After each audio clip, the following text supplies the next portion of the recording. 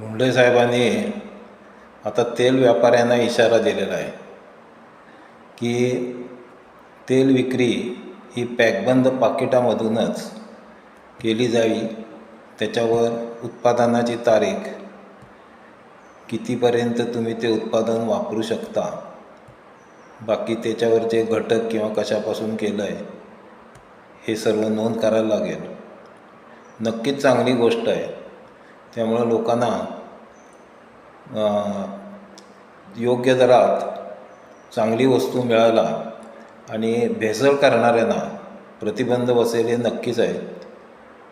अर्थात पाकिटामधून विकली गेलेली गोष्ट भेसळमुक्त असेलच असं नव्हे,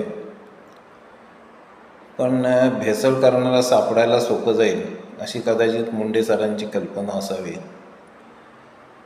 मुंडे सरांच्यामुळं आपण काय काय भेसळ इतके वर्ष खात आलो आहे हे समजलं आणि किती विषय आपल्या पोटात आहेत हे समजलं। भेसळयुक्तांना दूध म्हणा, दूधजन्य पदार्थ यातली भेसळ त्यांनी हुडकून काढली, याबद्दल नक्कीच त्यांचं अभिनंदन आहे।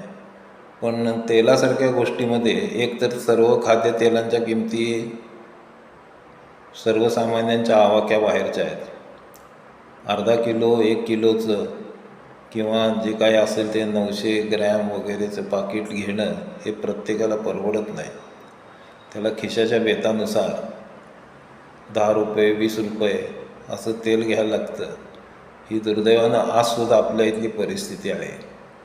मग ह्याच्यावर काहीतरी मुंडे साहेबांनी तोडगा काढला पाहिजे किंवा व्यापाऱ्यांना तेवढ्या ग्रॅमची किंवा रुपयाची पाकिटं